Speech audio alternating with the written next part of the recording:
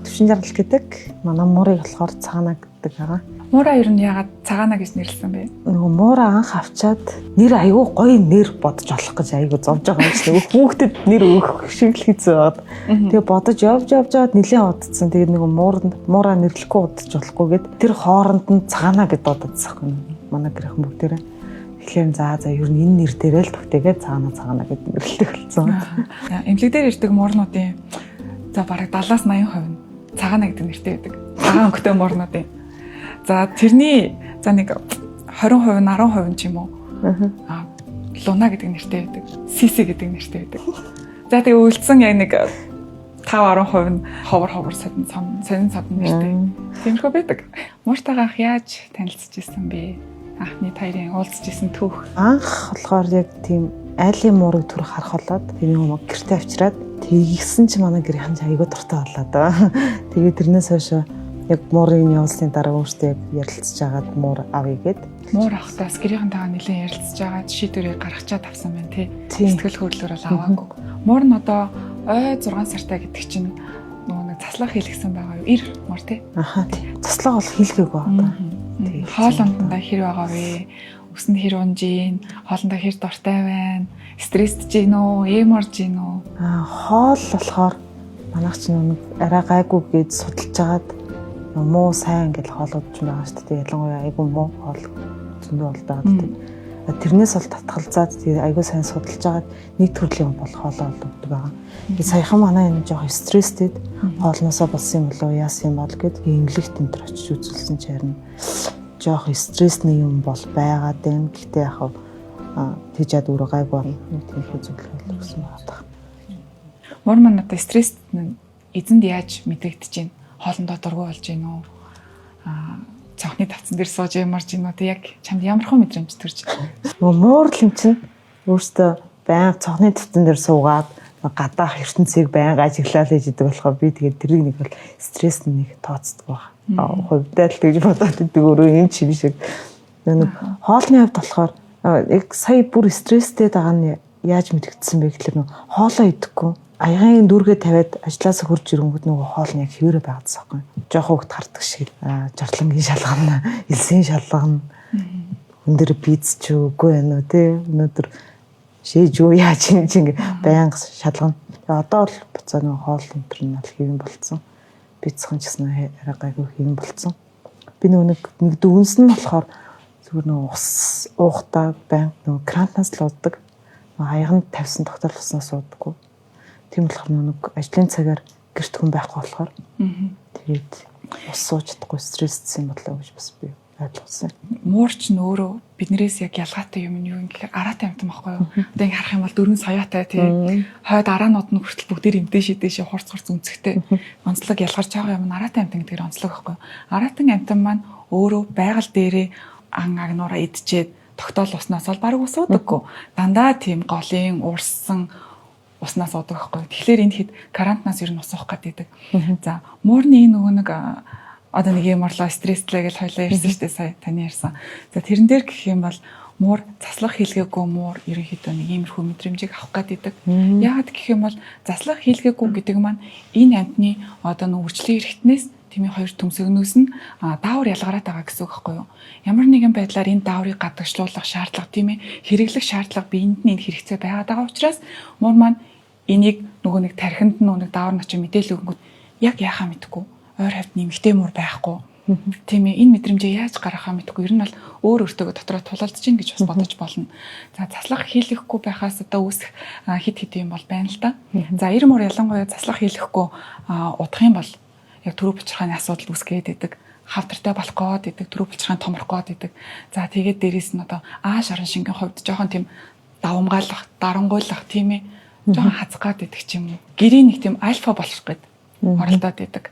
За заслах хэлэх нь бол заавал шүү. За таарын хувьд бол за стрессийг яг бид нэр янз бүрээр л илэрч болно л да стресс. Хоол идэхгүй гэж болно. Өсөн унж болно тийм ээ. Гэхдээ яг энэ маань стресснээс үүдэлтэй юугүй юу гэдгийг мэдэх маш чухал. Магадгүй биеийн дотор нь өвдсөн биднэрт энд өвдөд байна гэж хэлж муур маань чадахгүй учраас өсөн унаад ч юм уу. Эсвэл хоолоо идэхэ болж бид нар шинж тэмдэг үзүүлж иж бас магадгүй гэдэг. Тэгэхээр өснө унах хоолоо идэхгүй байх нь зөвхөн стрессных биш, магадгүй хоол тэжээлэн зарим тохиолдолд таарахгүй байж болно. Эсвэл хоолносоо залхсан байж болно, тийм ээ. Эсвэл үнэхээр би энэ өвдсөн байж болно. Хооллолтын маань шин тэжээлийн агуулмж юу нь ямар хөө вэ? Яагаад гэвэл муурны хоол тэжээл нохооныхоос ч юм уу хүнийхоос шал өөр байдаг.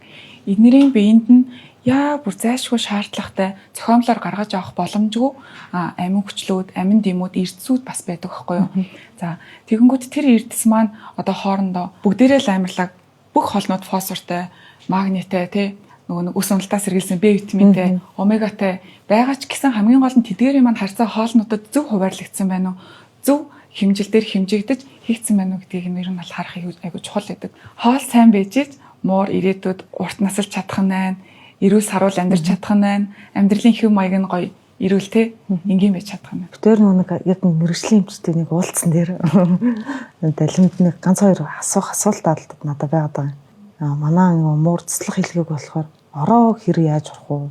Байн горд юм болов уу? Яа тийм бол ороо орж байгаа гэдгийг бид нэр өөрсдөө юусоо мэддэггүй байхгүй юу? Тэгээ орилдог л гэж сонссон. Яг яаж орилдгийг мэдэхгүй. Манай энэ ч орилахгүй байгаа байхгүй. Тэгэхээр яг одоо орж байгаагүй нь бас мэдэхгүй. 90 муурны хувьд гэх юм бол 6 сараас ч юм уу 5 сараас ч юм уу ерөөхдөө биеийн онцлогоос муурны маань онцлогоос шалтгаалаад 5 буюу түүнээс дээшигээ сартай тэр чигээрээ л ороо нордог. Насан туршдаа ороо орсон хэвээрэл байдаг. За 90 муурны хувьд бол тэгж амар орилоод тэгээ мэдээлэл өгөөд ойр хавийнхаа муурыг хайгаад тэгээд идэггүй 90 муурн дээр үзүүлдэг шинж тэмдэг нь болохоор яг таад анзаарахгүй гэж магадгүй хэрвээсээ үнэхээр сайн анзаараад өдөржингөө ингээ муураад дагаж явах юм бол 90 муур жижиг сажиг булан тохоо руу нөгөө нэг үнрээ үлдээх маягаар тийм цацаад яваад идэг. Одоо нөгөө өөрийнхөө булчирхаанаас нэг юм цацаа яваад идэг байхгүй юу. Тийм тэрнгээр нь им муур олж ирээд одоо нөгөө нэг 90 муурны цацсан одоо тэр булчирхаанаас цацагдсан тэр зүйлийг шингэнийг олж үнэрлээд им муур нь орилдог.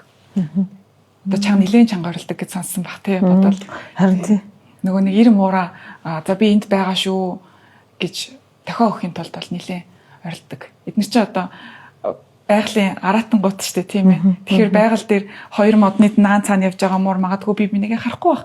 Тэгэхээр магадгүй тэр чанга орилдог тэр нөгөө хүүхжиг орилдог гэдэг. Тэр чанга орилтыг сонсох юм бол 90 муур нь энд дуурсан шүү гэд нэнийг олж очдог. Тиймэрхүү зорилготой орилт гэдэг.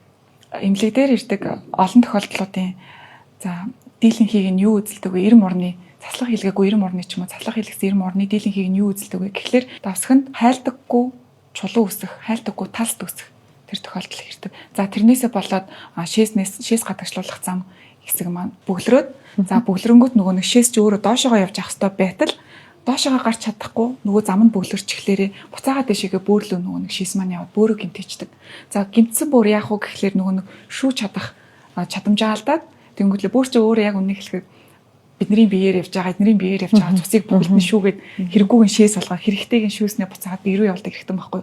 Тэнгуүт тэрийг хийж чадхаа болсон бөөр шээсээ шүүж чадахгүйгээр буцаагаад бие рүү явахлаар амтан маань хүмүүс өөрснөө хордлогонд ороод эхэлдэг, дотоод хордлогонд ороод эхэлдэг. Тэгэхээр хоёлаа ер нь бол зайлшгүй заслага яарвчилж хийх нь чухал байна. Миний бас нэг хоёр дахь асуулт нь яг хоолтой холбогдолтой байхгүй. Нэг хоолоо удаан идээд ах нь мууранд зүгээр үү?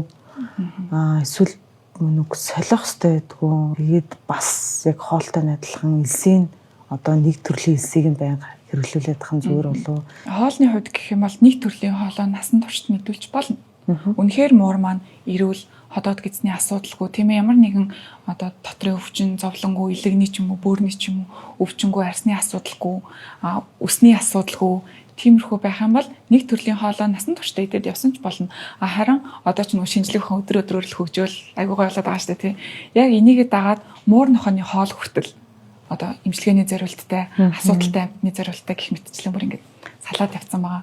За жишээлбэл хоёлоо муурны маань илэг өвдсөн байлаа гэж бодъё. Бид нар шинж тэмдэг үзүүлээд хоёлоо муурны маань илэг нь өвдсөн гэж мэдсэн. Тэгэнгүүт хоёлоо аль болох муурныхаа олон жил идж байгаа хоолоо биш арай түлхүү илэгний үйл ажиллагааг тэнцсэн тиймэрхүү хоол руу ер нь бол үйл зүгээр гих мэтчлэн. Хүмүүс бид нар чинь өөрснөө айгүй олон төрлийн амтыг ялгаж таних чадвартай шүү дээ тий. Тэнгүүд эднэр маань болохоор тэр амт гэхээсээ илүү аманд ороод зажлагдж байгаа тэр нөө шүдийг ашиглаж байгаа тэр тийм шарчгансан хатуу ингээд буталж ингэж идж байгаа юмнасаа кайф авдаг. Гэхдээ яг хүн шиг чихэрлэгийн мэдмээрэн тий шүүслэгийн мэдмээрэн гэж бол нэг ялахгүй. За элсний хувьд гэх юм бол яг л адилхан нэг төрлийн элсийг хэрэгжилж болно. Гэхдээ элс өөрөө пуригдаггүй 0 руу гоожуулж урсуулж усын татаж болдоггүй гэх төрөл бүр байгаа штэ тий. Танай гэр бүлийн амьдралын хэв маягт аль нь цогцож чинь тэрийг л хэрэглэх нь зүйтэй. Зарим тохиолдолд муур нөгөө нэг их тоосчлттой пуригдаг элснээс өөрөө бас харшлах гад ер нь бол астмтай болох гэдэг. Очиж нөгөө нэг элсээ эднэр чи ингээл сайхан ухдаг штэ ухаж байгаа л нэг шийчил буцаал ухаал битүү юм пургуулаад энийгээ өөрөө хамраараа үнэртгэхээрээ нөгөөх маань уушгинд нөлөөлөд найтах ханиалгах уушгиндаа бүр ингээд бүгэлцэн хүрээд ирдэг байхгүй. Муурны шээс угаасаа хурц үнэртэй байдаг, бас нь муухай үнэртэй байдаг тийм ээ. Тэр нь муухай санагдаад байвал нөгөө нэг олон төрлийн гоё лавендрын, лимоны, кофений гоё үнэртэй элс аваад та хэдэд тухтай таатай байх юм бол болно. Гэхдээ муур маань тэрнээсээ бас гарчлаад байвал хийцүү. За түрүүнд би нөгөө хоолны талаар юм асуусан да тий. Тэгэхээр нөгөө муур заавал нөгөө нэг авах хэвээр амин дэмүүтэй хоолоо идэж нүүдэхгүй байх уу гэдэг ч юм тий. Яг тэрийг би яг яаж мэдэх вэ? Одоо би нөгөө нэг заа окей энэ бол үнэтэй юм байна гүтэй. Үнэтэй л чинь сайн л хэлгүүдээ гэдэг ч юм тий. Тэгвэл яг тийм амин дэмтэй юм байна уу байхгүй байна уу? Яг юу чухал юм бэ гэдэг би ерөөсөө тэгж хооллуудыг харьцуулж ерөөсөө авдаг байхгүй. Мууранд яг зайлшгүй шаардлагатай хэрэгтэй амин хүчил бас байдаг байхгүй юу? Одоо нөгөө сая үнэтэй бол сайн хоол, хямдхан бол муу хоол гэсэн шүү дээ. Хүн болгоёг ингэж бодоод байдаг. Энэ бол айгүй өрөөсгөл ойлголт байхгүй юу? Мууранд тэр хэрэгтэй амин хүчил гэдэг болохоор таурин гэж байдаг. Энэ амин хүчлийг хиймлэр гаргаж авах боломжгүй.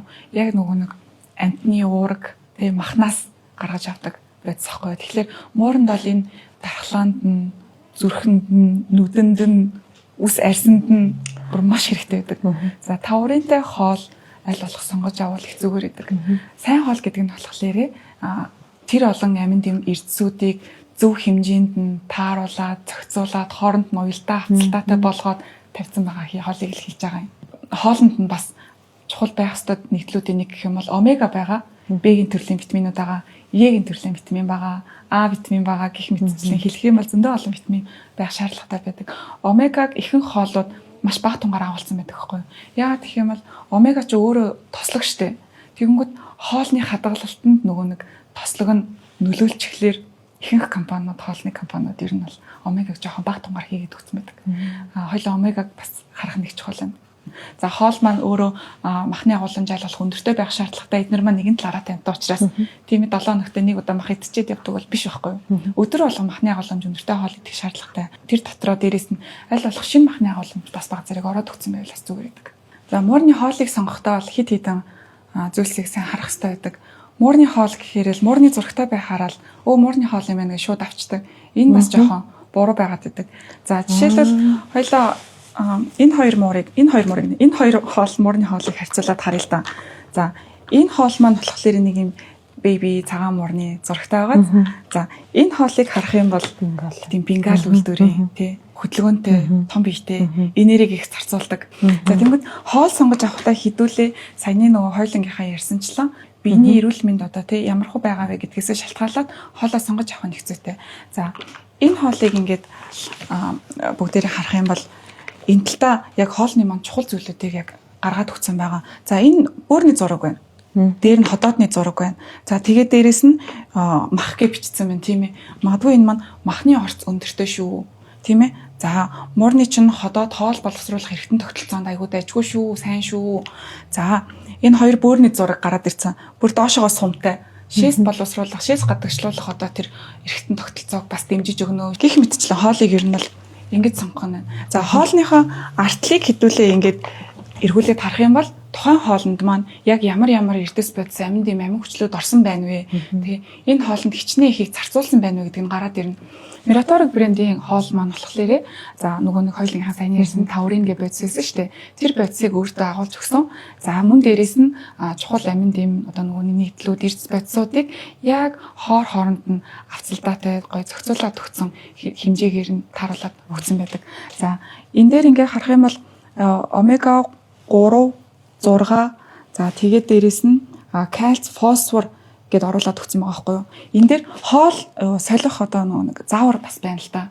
Та Miratoric брендийн хоолыг хэрвээ худалдаж авах юм бол за арталт нь бүх заавартайгаа байна. За хоёлаа энийг ингээ харах юм бол эхний 1-2 дахь хоногдоо хуучин хоол нь нэг иймэрхүү хэмжээтэй. За магадгүй 70% нь хуучин хоол нь 30% шинэ хоол нь байх юм байна. Тэ. За гих мэтчлээ ингээд өсгөөд ер нь бол доотлол нь 7 хоног жиж шинэ хоолндоо тасгана.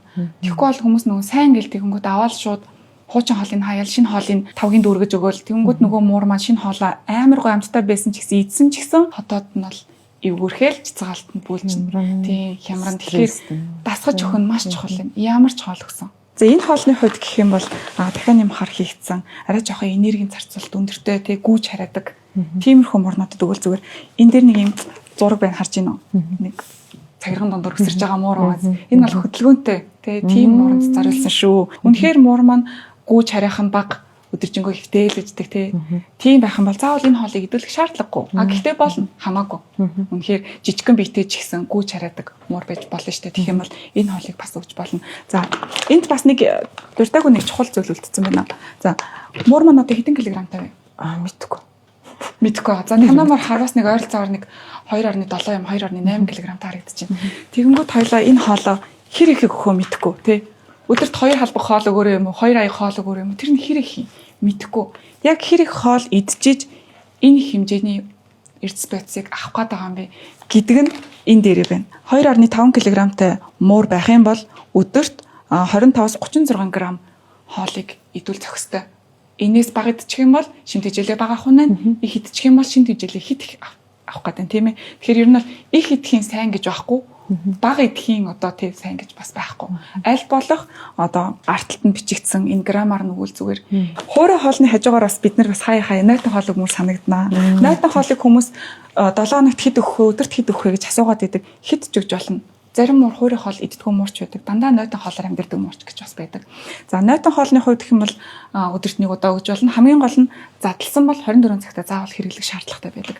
Miratori брендийн нойтон хоолн дээр ч гэсэн яг ингээд ходоодны зурагтай, бөөрийн зурагтай, илэгний зурагтай тиймэрхүү хоолнууд байгаа. Та хэд маань та нарын асуудал юу вэ тийм ээ? Магадгүй зарим өдөр бас нэг жоохон шингэрх гээд байгаа юм шиг санагдаад байна да. Бас нэг өмнөхөөсөө жоохон шингэрчлээдэ гэж бодох юм бол аль болох ходоодны зурагтай хоолыг сонгоод идчихвэл зүгээр. Тэгэхээр нойтон хоолыг авахтаа ч гэсэн энийг бас харах нь. За энэ яган хоол агаад энэ яган хоолны доотлолт нь бас нэг юм 3 зураг байгаад нэг нь ходоодны зурагтай, нөгөөх нь нэг юм дэлхүр цоожны юм шиг зурагтай, нөгөөх нь гүүж байгаа муурны зурагтай. За энэ дэлхүр цоожны зураг нь юу юм гэхээр нөгөө нэг яриад байгаа таурин болон антиоксидант бэдс болох одоо байгалийн антиоксидант болох Е витамин, А витамин тийм хөшрөлтийн эсрэг бас Е витамин чинь хөшрөлтийн тэр нөгөө чөлөөт радикалуудыг ингэж хааж өгдөг байхгүй. Тийм гих мэтчлэн иймэрхүү зүйл агуулсан. Нэг боёо түүнээс дээш насны муур идэж болох ийм амттай хоол байна гих мэтчлэн. Хоолыг авахтаа заавал энийг нь харна шүү за. За амжтай баярлалаа. Би тэр нэг хоолны талаар бүр ингээд ийм чухал зүйл ийм ялгаатай гэдгийг юу ч мэддэг байсан. Муурны зурагтай үнтэй окей болно сайн байна гэж ойлгочтой байсан. Гэтэл бүр ингээд нарийн ширийн те энэ одоо юу юунд нь зориулсан.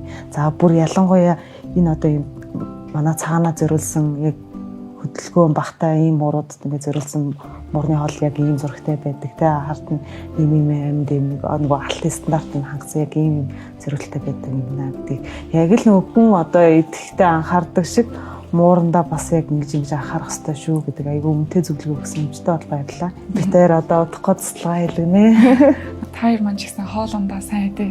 Одоо ингэ зөвлөгөөг сонссон юм чинь үнээс хойш түүнээс цааш хоол авахтаа юу юун дээр анхаарахаа мэдэж авлаа. Тийм ээ. Тэгээд энэ хоолнуудаас цагаанууд маань тохирох энэ хоолыг өгөөрэй. Тэгээ хоолын солихтой бас нөгөө нэг артлынхаа зааврын дагуу өгөөрэй.